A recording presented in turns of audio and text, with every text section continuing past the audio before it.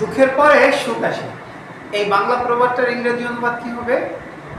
আসসালামু আলাইকুম, আমি সোহেল শেখ আছি আপনাদের মাঝে মর্নিং ইংলিশ ডোজ নিয়ে। আর আজকের ডোজটা হলো দুঃখের পরে সুখ আসে। তো এটার ইংরেজি অনুবাদ হলো after cloud comes fair weather.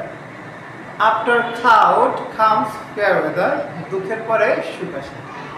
অর্থাৎ জীবনের যতই দুঃখ আসুক না কেন ভেঙে পড়লে চলবে না, মনে রাখতে হবে সুখ আসবেই আসবে দুঃখের পরে। আচ্ছা, এই প্রবাদ বাক্যটার বাক্যের প্রয়োগটা কেমন হতে পারে যে দুঃখের পরে সুখ আসে?